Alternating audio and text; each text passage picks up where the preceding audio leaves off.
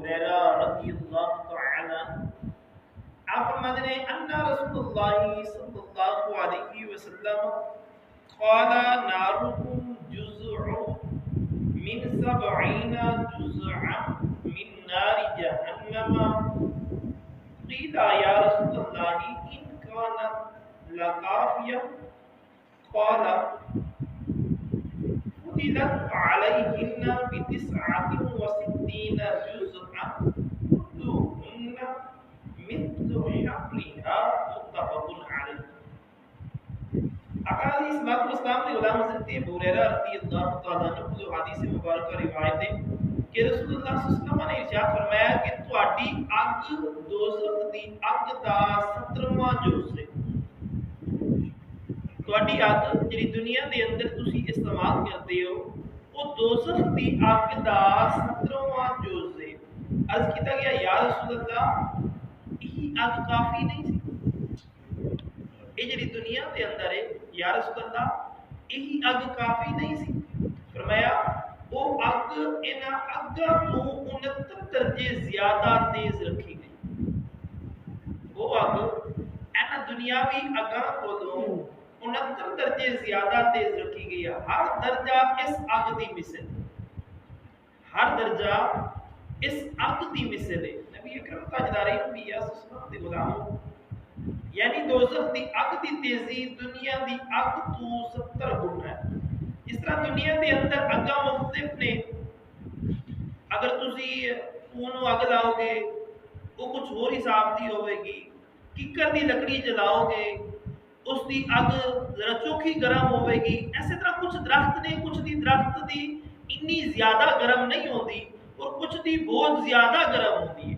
اگر اسے اگ نو تسی سلنڈر یعنی گیس لا لو جس دے نال کچھ دیر انسان لوہے نو لے کے بیٹھ رہے یا سونے نو لے کے بیٹھ رہے بالکل پانی دی طرح بہا دے۔ نبی اکرم تاجدار انبیاء صلی اللہ علیہ وسلم دے غلاموں اگر گیس ویلڈ دی اگ ویکھ لو تے او پگھلا دیندا ہے، دوسرے ویلڈنگ دی اگ ویکھ لو او لوہے نو لوہے دے نال جوڑ دیندے، او بھی قسم دی اگ نکلدی ہے، شعلہ نکلدا ہے۔ ایسے طرح فرمایا جس طرح دنیا دے اندر سب تو زیادہ سخت اگ ہے نا، اس تو 70 درجہ قیامت دی اگ چوکھی گرم حضور دے غلاموں آقا علیہ الصلوۃ والسلام دا کلمہ پڑھن والے اے لوہار جدوں کسی چیز نو ایک لوہے نو دوسری چیز دے اندر تبدیل کردے نے اونوں پانی دی طرح بہا دیندے نے۔ حضور دے غلاموں کادے نال بہا دیندے نے؟ ایسی اگ دے نال جڑی 69 درجہ ٹھنڈی ہے۔ اس دا عالم یہ ہے کہ لوہے نو پانی بڑھا دیندی ہے تے جڑی اس تو 69 درجے زیادہ گرم ہوے گی۔ آقا علیہ الصلوۃ والسلام دے غلاموں اس اگ دے بارے سن کبھی خیال ہے کہ اس کا کی عالم ہوگی، کنی گرمائش ہوے گی، کنی تپش ہوے گی۔ آقا علیہ الصلوۃ والسلام دا کلمہ پڑھن والے لیکن انہاں چیزاں دے باوجود بھی اسی اللہ تبارک و تعالی دی رضا والے کم اسی جو کم کرنا ہے اللہ دی ناراضگی والا کرنا ہے، اللہ دی رضا والا کم نہیں کرنا۔ آقا علیہ الصلوۃ والسلام دا کلمہ پڑھن والے حضور دے غلام انسان نو غور و فکر کرنی چاہیے۔ کدی اس اگ دے قریب جا کے نا تھوڑی دیر ہاتھ قریب کر کے سوچنا چاہیے کہ اس اگ نو میں کتنی دیر برداشت کر سکتا، 5 سیکنڈ 10 سیکنڈ 15 سیکنڈ اس تو زیادہ وہ بھی دور رکھ کے اگ دے ہاتھ وچ پا کے نہیں تے پھر سوچے کہ جڑی اس تو 69 درجہ زیادہ گرم ہوے گی وہ میں کس طرح برداشت کراں۔ حضور دے غلام جب ایسی سوچ آ جائے تو انسان پھر جہنمیہ والے اعمال کرنا چاہتا، ہمیشہ اس کی خواہش ہوئے کہ میں دنیا دے اندر رہتی ہوئے جنتیوں والے اعمال۔ نبی کائنات صلی اللہ علیہ وآلہ وسلم کا فرمان یاد رکھو، حضور نے جو فرمایا اسی طرح ہی اسی مثل۔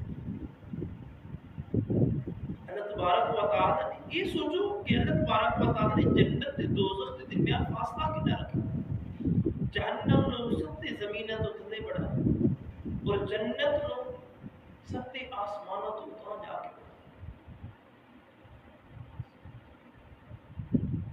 اگر انہاں دی درجہ حرارت آپس کے اندر ملتی جلتی ہوتی تو پھر نزدیک نزدیک نہ، اور جڑی ساڈے کول گرمی آتی ہے، یہ جہنم دا سیک ہو،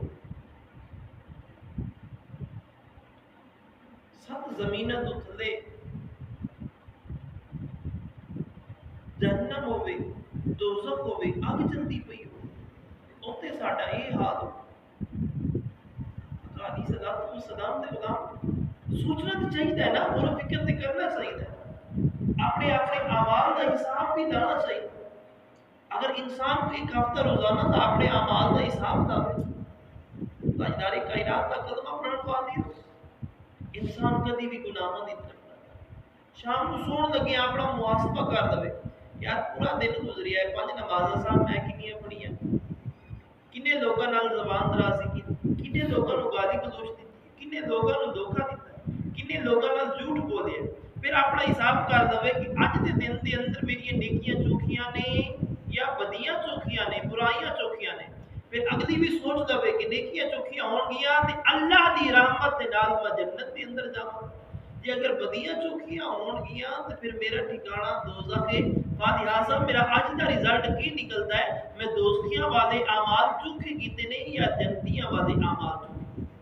ایک ہفتہ انسان غور و فکر کرتا تے میں نا کہ 2-4-5 دنوں تو بعد انسان سوچے ہی نہ کہ میں گناہ کروں، ہمیشہ اس کی کاوش ہوئے کہ میں نیکی دی طرف جاؤں۔ واہ اللہ تعالی تانوں مینوں اسی سارے دنیا دے اندر رہندی ہوئیاں جنتیاں والے اعمال کرن دی توفیق عطا اور دوزخیاں والے اعمال